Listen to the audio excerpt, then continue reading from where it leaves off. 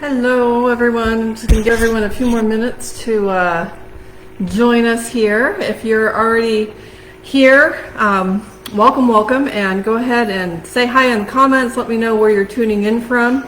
And I'm just going to wait a few more minutes before I get started with our topic for today, which is mixing with Castiles, the white powder edition. All right, so just hang out for a bit. I'm going to get a little bit better light here, I think.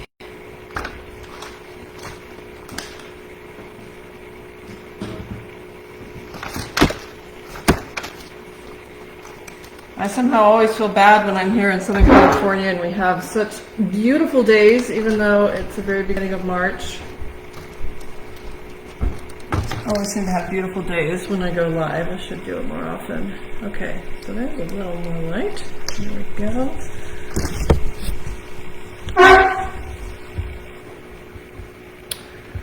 All right. So once again, I am Lisa Bronner, and hope you're joining me live here as we talk about mixing things with the Castile soap. Got some things to share with you today about chemistry, which is one of my favorite topics.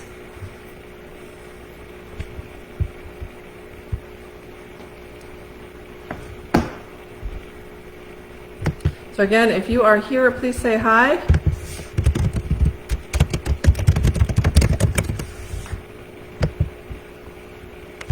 Hi Deidre, good to see you again.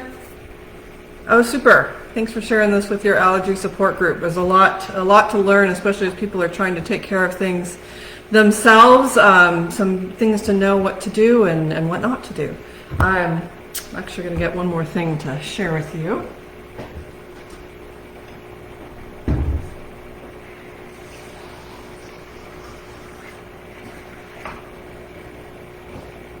All right, if you're just joining in here, please say hi. Let me know where you're tuning in from. I'm here in rural San Diego County at my house, and I'm going to talk about Castile soap and white powders that we like to mix with them, and what happens with all of these different white powders. All right, I'm going to go ahead and start our chat today. So. In these lives, I like to talk about things that come up in our everyday lives, things maybe that we don't think about because we are too used to how we do things, and sometimes we're too trusting in thinking that everything's going to work out just fine. So you know I write the website, the blog, the Facebook channel is Going Green, and my hope is to make your days a little bit more straightforward and simple. Now, many people have very good intentions when they want to go green and they want to do things a little bit more naturally, but there are some things to know about them. Not everything works, and unfortunately there's a lot of odd advice out there, and people who probably have good intentions, but they might not fully understand the chemistry of what they're talking about. So I'm so glad you're all joining us today. Hey there, Brittany from Alabama. You spell your name just like my cousin, and I love that spelling. And Deidre from New York. I bet you guys are experiencing a little bit colder weather today. I thought I might have to put a jacket on over my sweatshirt when I took a walk this morning, but I didn't. And I'm glad. I would have been too hot. And Desiree from Yellow Springs, Ohio. My son is heading there in just a few days for his college spring break. Not to Yellow Springs. I'm sorry, I don't know exactly where that is, but he's heading to Ohio for his week. So I will not be seeing him. Anyhow, so I'm so glad you all are here. The reason why I chose this topic for today, the white powders, is because I get asked a lot of questions. Can I mix this? Why is my solution not working? What's the problem here? And I can't help it. We have to talk about chemistry. So the basis of this whole conversation is this bottle of soap, which is Dr. Bronner's Castile soap. This happens to be the lavender. I also brought for a demonstration the refill carton. If you haven't seen this, the refill carton is the same stuff, it's just in a paper refill carton, so that you can make all of your solutions with this far more environmentally friendly paper carton that has 86% less plastic. Anyhow, so we're going to be talking about the Castile soap. The Castile soap can do a lot on its own, and honestly, most of the time, all I use is the Castile soap and water, whether I'm making my all-purpose spray or my foaming pump dispenser or washing clothes. For the most part, I don't add any white powders, but there are a lot of white powders that come up. And the thing is, when it comes to chemistry, while our eye may just see white powder and white powder and they look, pretty similar, on a chemistry basis, they're very different. Soap doesn't see white powder. It sees molecules, it sees forces, and it sees electrons, it sees hydrogen in particular. And so we need to look at things more through our chemistry lens. So today I've got 7 different white powders that I'm going to introduce you to that people really like to mix with the Castile, and most of them are fine. But I want to talk about the ones that don't mix well, and then also talk about like why you might want to mix any of these in. Now, as I'm talking, if you think of any questions or any topics you want me to address, go ahead and put your comment or your question in the comments. I will see them, and I will get to as many as I can. So if you don't understand something I'm saying, or it makes you think of something else, go ahead and let me know. If there's any that either aren't actually on this topic or you think of later, you can still put them in the comments and I'll answer them afterwards. So let me introduce you to the white powders of our day. So we have the Castile soap, and then we are going to talk about borax. We are going to talk about Epsom salts. We're going to talk about washing soda, table salt, sugar, oxygen bleach, and lastly, baking soda. Now, some of these you might think of as more, when it comes to going green, you might think of it as more body care type of ingredients, and some are more house cleaning type ingredients. It's all chemistry, so I'm going to talk about them all together. And if you like to read things and you want this written down, definitely go on over to my blog, lisabronner.com, which is the Going Green with Lisa Bronner blog. I have a cheat sheet that talks about things you can mix with this, and I also have an article called What Can You Mix with Castile Soap? It talks about more than the white powders. It also talks about, vinegar and other things that people like to mix in. So you can check that out too. Okay, so let's just go through these one by one. I don't have these in any particular order here. So let me just introduce you to them. So one by one. Borax. Okay, so borax is controversial in the sense that some people really love it, some people really don't. Borax is sustainable. It is mined from dried lake beds. It can also be produced synthetically. Borax is the salt of boric acid. It is a powder that has been known for a very long time. It is used in everything from laundry as a scrubbing agent. It is used in like toilet cleaning, but mostly for house cleaning. I have seen some things that talk about it for health, but I'm not going to go there. I'm just going to talk about it for house cleaning. Okay, so in the scheme of things, borax has a pH that's kind of moderate. It's around 10. That's not the worst. However, exposure of borax to your skin can be irritating at that pH, and so generally if you are handling borax, you want to exercise a little bit of caution and definitely don't let pets or children get a hold of it. It is also an inhalation risk. Again, not the worst. Definitely a lot of different opinions on this, but you have to inhale a lot of borax for it to be a problem. Definitely an eye irritant. So borax is kind of like, in the scheme of good, bad, kind of in the middle. I don't use a whole lot of it, partially because there's a better option, and partially because of that, indecision about its safety. But I do have it around, and I don't think it's the worst thing ever. Okay, so borax and Castile soap are perfectly fine together. There is no reaction between the two of these. You could put them together in your laundry and they will not react with each other. You'll still get the action of soap and the action of borax if that's what you want. As I said, I don't use it very often. Actually, I can't think of the last time I actually used borax other than talking about it here for work. but there is no reaction between them. A part of it is because of their alkalinity. Both of them are alkaline. That's the opposite of an acid. They both have a pH above 7. The soap's around 9, and as I said, this is around 10. Okay, so borax, it can mix, it can blend okay with the Castile soap if you really like to do that. Okay, next white powder. I have them all facing you for some reason, even though you can't see them, and so they're a surprise to me. Okay, I'm going to save that one, because that's the one exception. Washing soda. This is another laundry used powder, as you probably could tell from the title, or from its name. Washing soda has been around for a while. Chemically, it is called sodium carbonate. That sounds awfully similar to something we're going to get to in a minute, which is sodium bicarbonate. So sodium carbonate. It is another white powder. You couldn't tell what it was if it wasn't labeled here.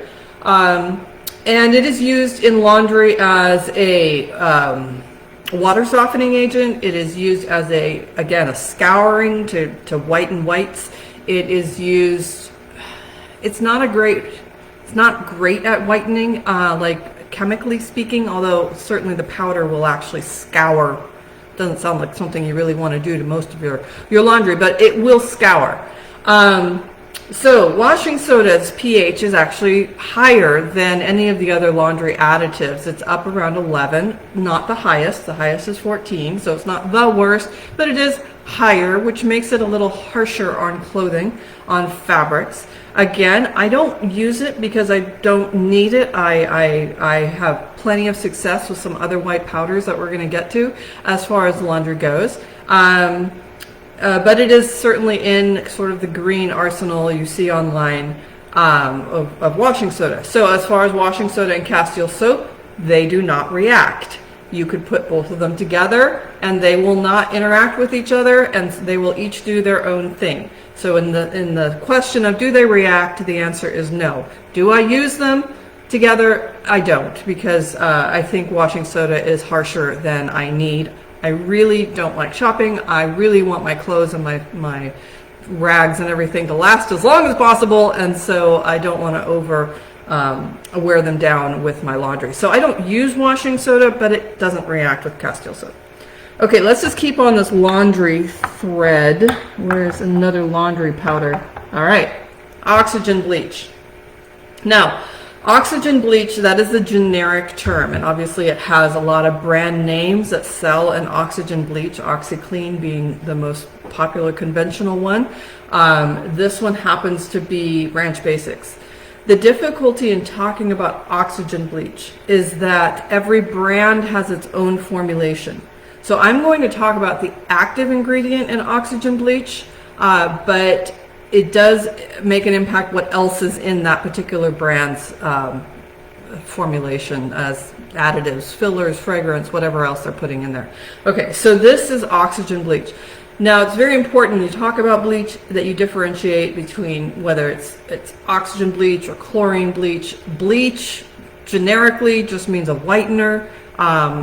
Chlorine bleach uses, a chlorinated solvent, hypochlorous acid, and then oxygen bleach uses hydrogen peroxide. So what oxygen bleach is in powdered form is a combination of washing soda and hydrogen peroxide. Together they make a powder called sodium percarbonate.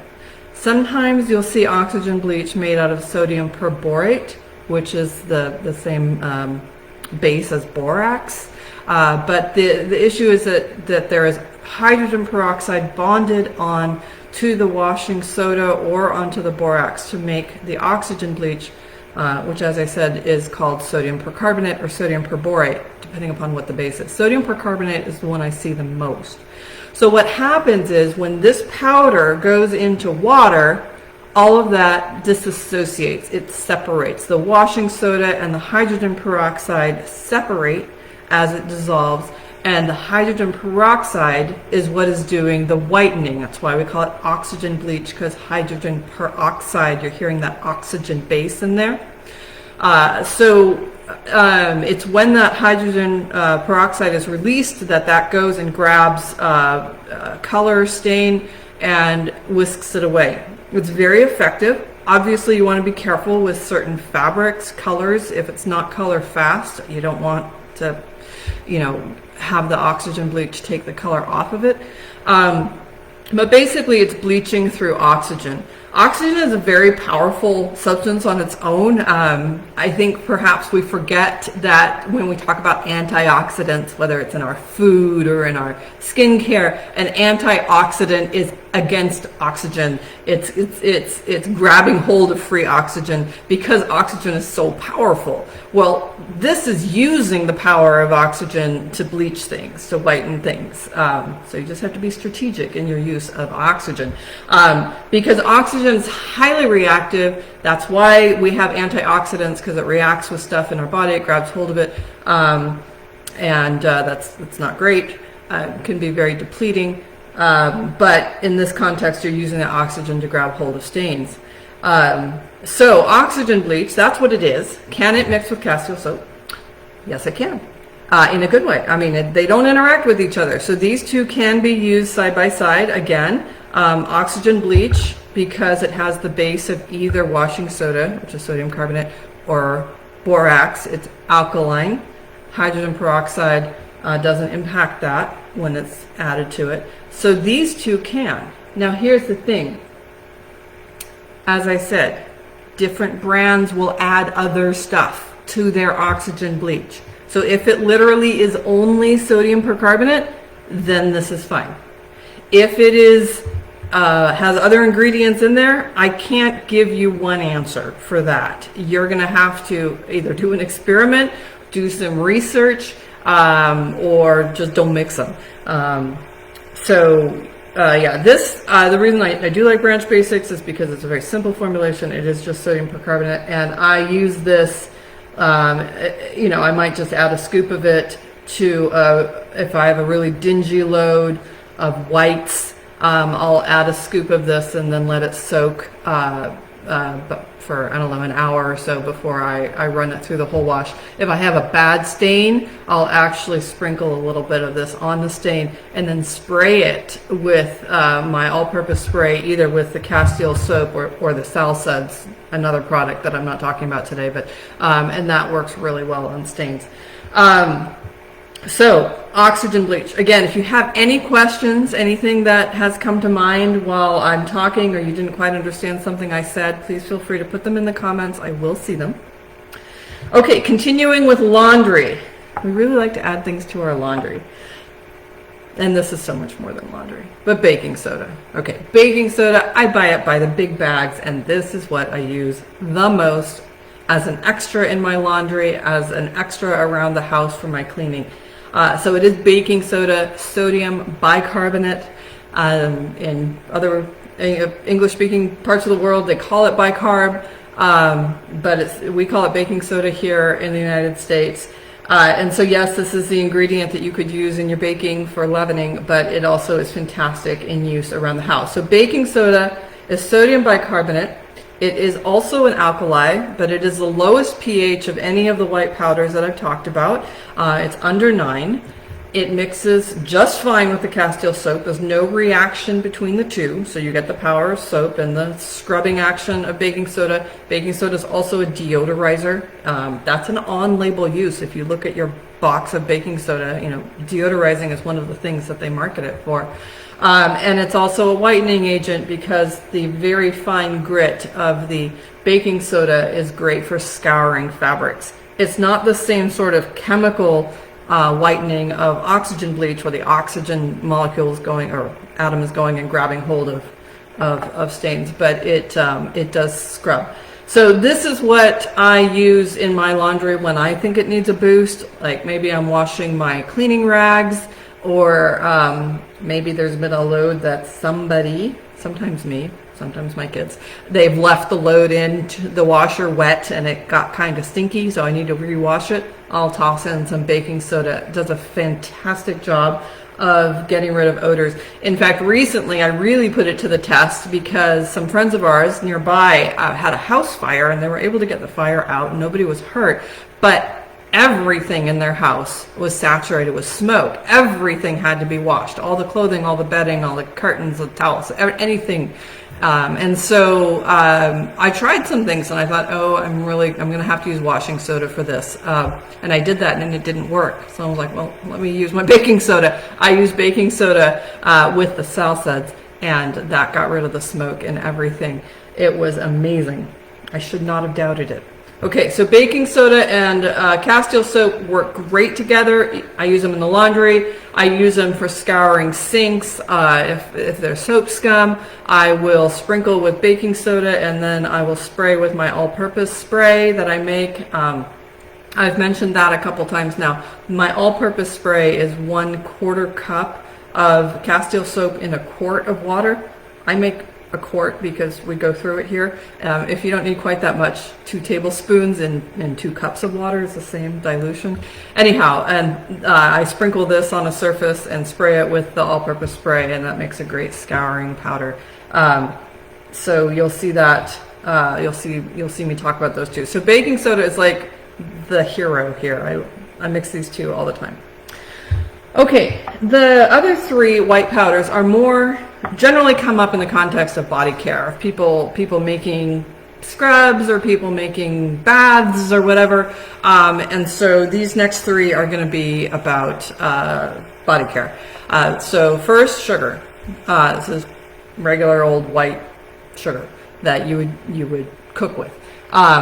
However, you can make a great skin scrub with sugar. Sugar for the skin is useful partially because it is a humectant, and a humectant means it's something that draws moisture into the skin. This is why you see sugar and various forms of sugar in skincare products. Like you'll see sucrose, you'll see honey. We have, Dr. Bronner's makes an organic sugar soap, and the reason why is that we add it to that soap is because it makes it more moisturizing, more nourishing for the skin. And so sugar is a great ingredient for body care. Obviously, you don't want to coat everything in sugar and have it be sticky and have ants come, but rinse it down the sink when you're done, and it's a great ingredient. Sugar and Castile soap, perfectly fine. There's actually no impact to pH between the two. They mix just fine, and you can make an exfoliating body scrub with these two for your hands, for your legs if they're ashy or whatever you want to exfoliate. And of course, sugar comes in many forms. You can get turbinado sugar, which is raw sugar, and it has that really big grain. You can mix that with the Castile soap. I would only use that like on tough skin, like on your feet, because it's pretty good at scouring your skin. And then powdered sugar is not the same. That also has cornstarch added into it. So that's a different ball of wax. Cornstarch is not an ingredient I'm going to talk about because, okay, I can't even think of a situation that you would combine cornstarch and soap. So we're gonna leave that white powder out of the conversation. Okay, so sugar and Castile soap, this is great. I don't use a scouring exfoliant on my face because that's much more delicate skin. Obviously, we all have different skin types, so if you need an exfoliant on your face, then just do it carefully. There's a type of sugar called baker's sugar or superfine sugar, same thing. It's just a really small granule of white sugar. It's not powdered sugar. It doesn't have the cornstarch. And so that is a very nice, softer scrub if you do want to do that. Again, if you have any questions or share ideas of ways you've mixed things, share ideas with each other. That would be very helpful to the whole conversation. Okay, so sugar and soap is fine. Next, and these are my last 2 white powders, and they are both types of salt. Now, here's the thing. When we say salt in casual conversation, you're at a happy hour and you mention salt, maybe in the context of your margarita, you're talking about table salt. You're talking about sodium chloride. But there are many, many types of salt. A salt is what you get when you react an acid and a base. You get a salt. So obviously there are salts everywhere because there are constantly acids and bases reacting. Baking soda is a base. I have used the word alkali. Base is the same thing. and you react it with vinegar for a science experiment or for various things, and you get a salt. It's called sodium acetate. Anyhow, there are salts everywhere. Soap itself is a salt, and because it is also produced from a reaction between an acid and a base. It's called a salt of a fatty acid in chemistry.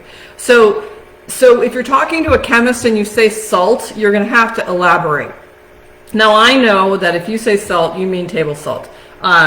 Table salt is sodium chloride. We also give it fancier names. Sea salt, which just indicates its origin, but it's still functionally sodium chloride. Himalayan salt, the pink stuff. Dead Sea salt. All of those are sodium chloride. They have extra minerals naturally occurring that give them some flavor, some tang, maybe a benefit or two, but functionally they are all sodium chloride. Table salt, perfectly fine to mix with Castile soap. Salt does not impact the soap at all. You can put them together. Why would you want to? You might want to make, again, a skin scrub with salt. It's a little bit harsher than sugar, just because salt crystals are sharper. But you could do that. Sometimes with washing, let's say my cast iron skillet, it needs a little extra. You're not supposed to scrub it, you're not supposed to use a really harsh cleaner on that. You don't want to take off the seasoning, and so I will put salt in the pan and just a little bit of Castile soap or salicylates, because I like to get the oils out, and that's perfectly fine. So these two are okay together. Now we're going to get to the one that is not. Everything as far as reacting with Castile soap has been fine. You can use them together. I don't use them all together, but you could, chemistry wise. Here's the one that you cannot. Epsom salts. Yes, it's a salt, but it's different. Epsom salt is magnesium sulfate. Magnesium's kind of been like a trendy thing these days. Magnesium supplements and magnesium for sleeping or whatever. It's been kind of a hot item right now, and I'm getting more questions about Epsom salts than usual. Okay, so it's magnesium sulfate. It's a different salt, obviously, than sodium chloride. When magnesium sulfate dissolves in water, it forms an acidic solution, an acid lower than 7. We call it an acidic salt because that's what it does. It will dissolve in water, but it will make the solution will be acidic. Acids will react with Castile soap. Castile soap is a true soap, which means it has alkalinity, a pH above 7, and it will react with acids such as Epsom salts dissolved in water, such as lemon juice, such as vinegar. That's why we don't mix them, because they react. And when they react, you don't have what you had at the beginning. You no longer have the original ingredients of soap and Epsom salts. Instead, you have something entirely new. And with the case of Epsom salts and Castile soap, you end up with, technically it's actually a soap, but it's a soap that doesn't dissolve. It's an insoluble soap, commonly called lime soap. It's actually, chemically speaking, called magnesium stearate. In the case of our soap, it's going to be magnesium palmitate, because palm is one of the ingredients, or magnesium cocoate, because it's reacting with the coconut base of the soap. So it forms a new thing. You no longer have Epsom salts and soap, you have something entirely new. So you're not getting the benefit of either of them. So don't take a bath with these two together. If you want to take a bath, choose. Maybe you get in the shower, you wash off, and then you have a nice soak in an Epsom salt bath. But don't put them in together. It does not do what you want it to do. Okay, but because I always love to show you things and not just tell you, so I have here a glass of pure water. I'm going to put in some Epsom salts. Look, a lot, apparently, of Epsom salts. Going to mix that up. Okay, so this is just, it dissolves, and I put in like a whole lot. Okay, hold on. I want this to still be clear, so I'm going to start over. Just one sec.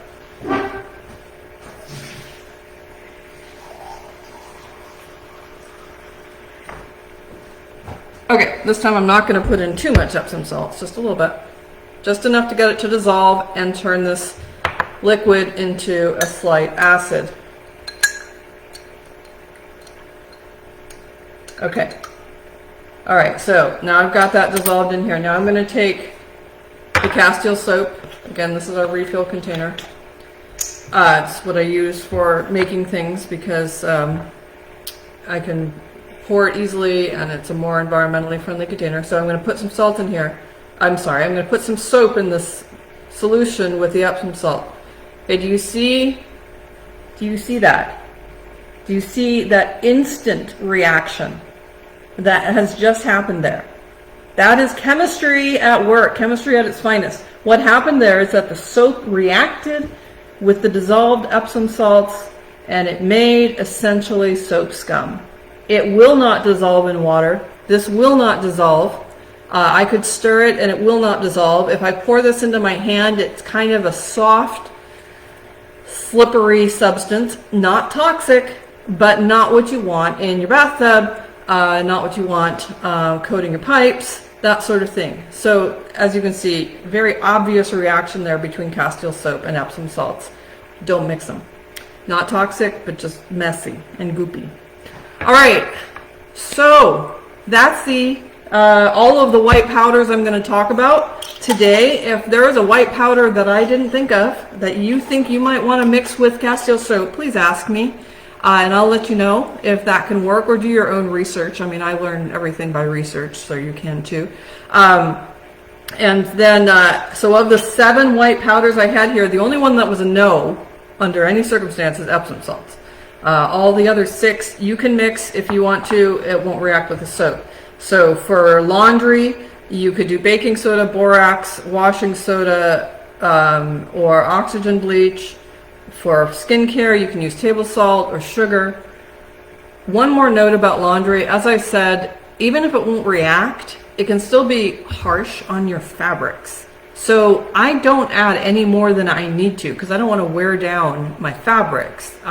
Washing our clothes is usually the harshest thing that we do to them. I mean, unless we're a 10-year-old rolling down the hillsides. Like, for the most part, the whole washing process is the harshest thing we do.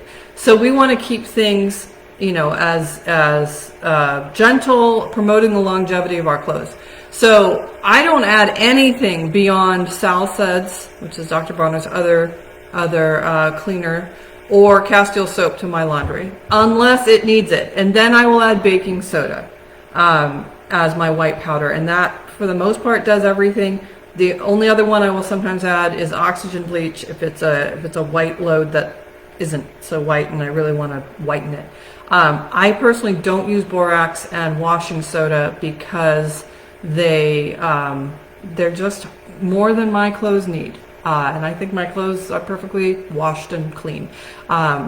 So whenever I see recipes for like DIY laundry and it involves all of those powders together, maybe even tossing in some Epsom salts for fun, I'm like, whoa, that's like too much. So don't do that. Take a step back, take it a little more simple.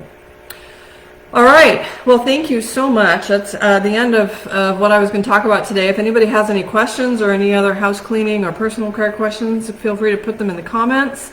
Thanks so much for joining me today to talk about white powders and Castile soap. Again, all of this information is on my website, lisabronner.com, Going Green with Lisa Bronner, and it's also in my book, which I didn't bring to be handy to show you. But if you haven't checked it out, my book is called Soap and Soul, and it has lots of stories in it, but more relevantly, it has all this chemistry of how to make things for your house cleaning and your personal care correctly, and observing the laws of chemistry, which happen even when we don't want them to. So if you need any more information, check out Going Green with Lisa Bronner or my book Soap and Soul, or ask any questions here. I will see you the next time we go green. Thanks so much for joining me today.